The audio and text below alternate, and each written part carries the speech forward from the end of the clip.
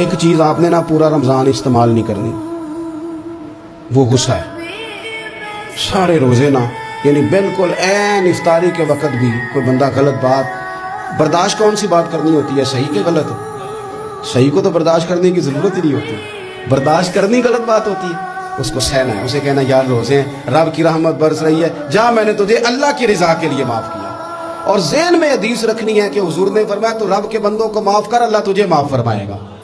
رمضان شریف میں اور سعادت کے ساتھ اور پیار کے ساتھ، اور غیبت نہیں کرنی کسی کی بھی، کسی ادارے کی نہیں، کسی بندے کی نہیں، غیبت نہیں کرنی۔ آپ کو حدیث میں ملے گا کہ نبی پاک علیہ السلام نے کچھ بیویوں سے کہا تھا کہ تم نے تو روزہ توڑ دیا ہے اور تم نے حلال کے ساتھ رکھا تھا، حرام کے ساتھ توڑ دیا۔ یا رسول اللہ کس طرح؟ فرمایا غیبت نہیں کی تم نے، مردہ بھائی کا گوشت نہیں کھایا، یہ بہت بڑا جرم ہے، اس سے بچنا ہے۔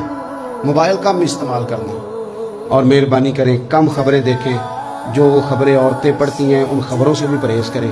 کوئی ہم نے بڑا سال 11 مہینے سیاسی تبصرے کر لیے، کیا انقلاب آیا پھر ملک؟ تو رمضان کا مہینہ سیاسی تبصرے رہنے دیں، زیادہ وقت مسجد میں گزاریں، زیادہ وقت اللہ کے گھر میں گزاریں، زیادہ ٹائم آپ تلاوت قرآن پاک میں، استغفار میں، درود شریف میں گزاریں، ایک دوسرے کے ساتھ پیار کریں، ایک دوسرے کے کام آئیں۔